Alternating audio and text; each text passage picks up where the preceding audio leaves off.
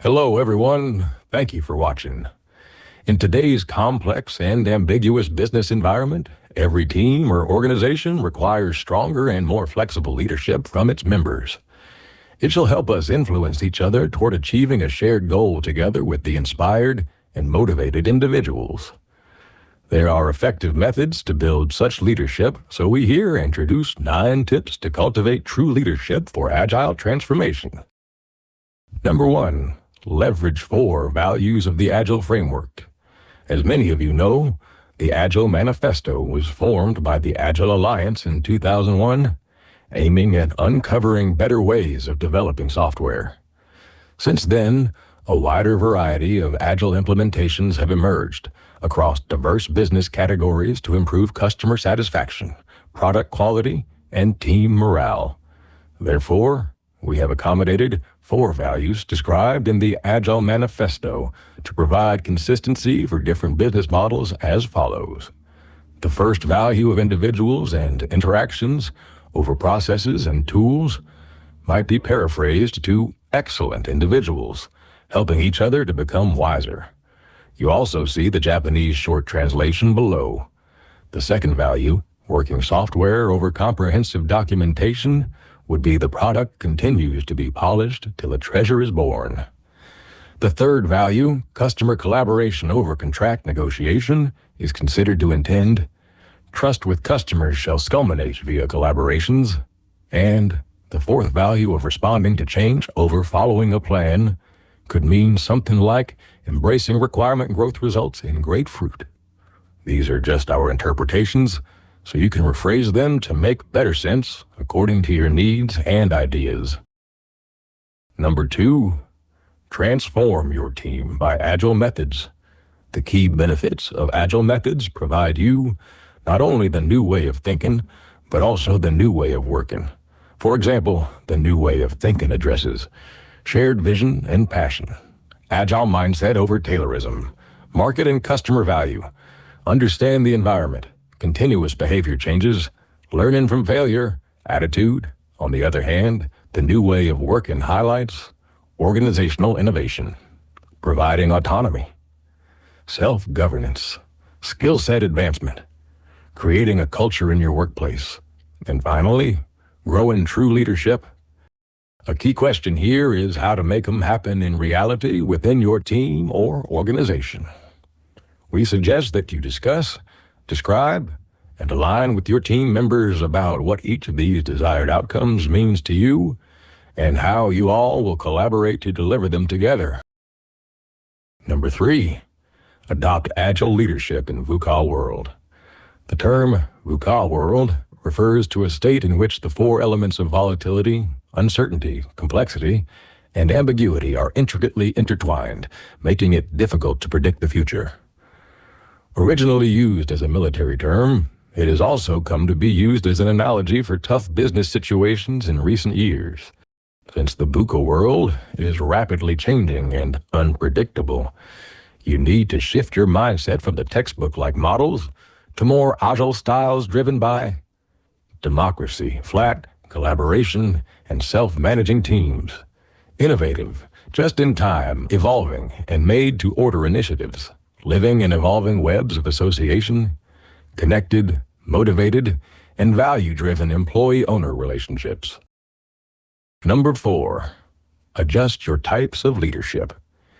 In a real work situation, your team or organization gradually progresses from the initial forming stage to a higher operating level. Therefore, you must decide which types of leadership are needed to help people grow during each of the stages. In theory, there are 5 types of leadership.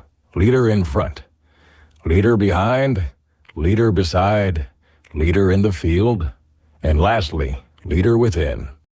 For example, especially at the forming stage, you might stand in front to take strong initiatives to guide the team members with authenticity and inspiration.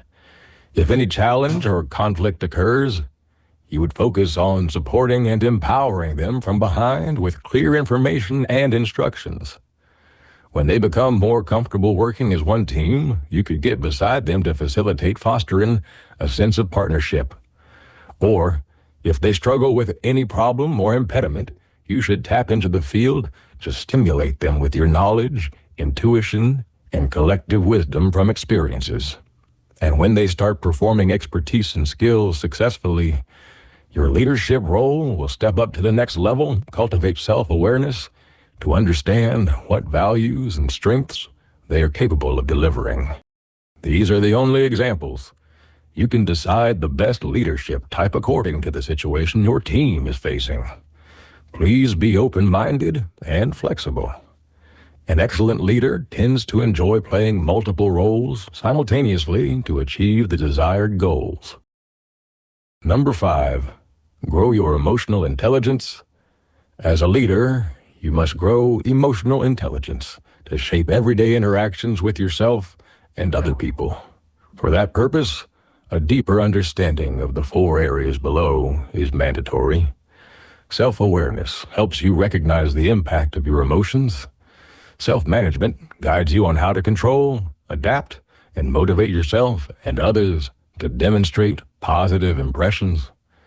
Social awareness refers to empathy and compassion, as well as being aware that everyone is a part of a team or organization.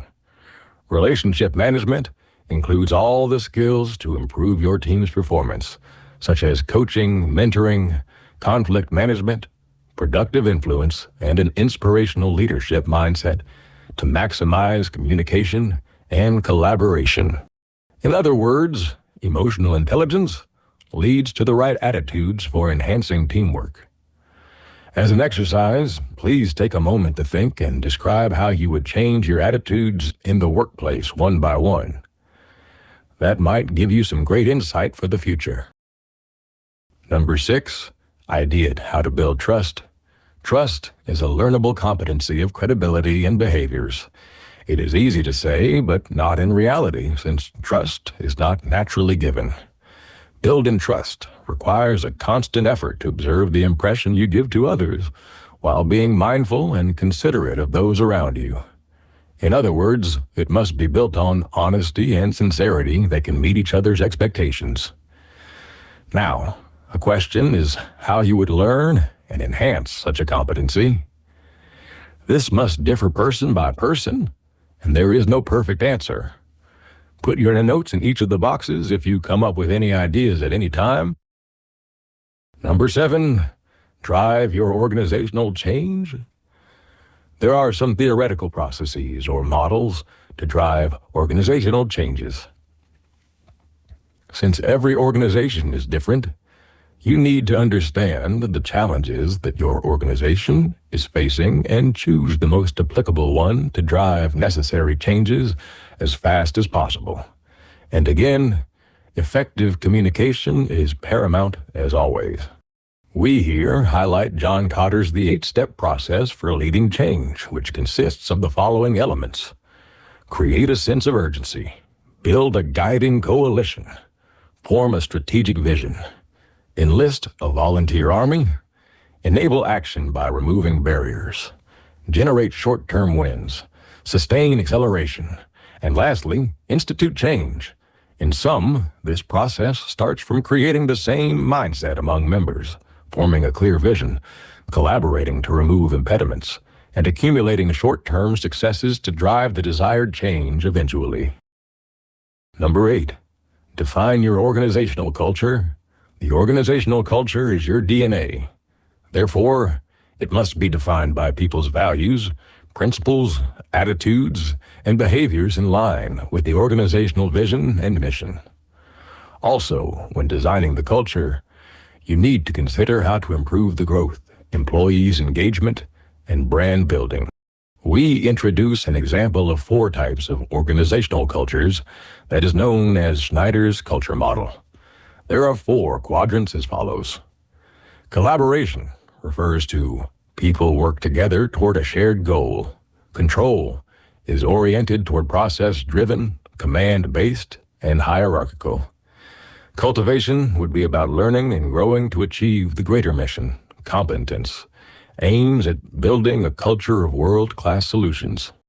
There is no right or wrong in choosing your types. In Agile methods, for example, we prioritize developing people-oriented work environments through collaboration and cultivation mindsets. Also, it has been observed that many organizations are shifting from control to the other cultural types nowadays. Number 9, assure psychological safety. It has been scientifically proven that psychological safety is the most important element in the workplace. While every organization is obligated to secure physical safety, the importance of this psychological aspect tends to be unnoticed or neglected. Assuring psychological safety greatly helps you with leading the members to feel more engaged and motivated. Bring in better decision-making as people feel more comfortable expressing their opinions. Fostering a culture of continuous improvement as the members share their mistakes and learnings. If you feel that any of the above is missing in your workplace, you can try the key tips below. Empathize that all voices matter to embrace inclusion safety. Actively invite inputs from others to navigate contributor safety. Admit everyone's fallibility to protect learner safety by telling it is okay to make a mistake. Respond productively to encourage challenger safety. As a quick recap, here is a list of our discussion today for 9 tips to cultivate true leadership. Well, that's all for this video. If you have any questions, post them in the commentary section of our YouTube channel. Thank you very much for watching.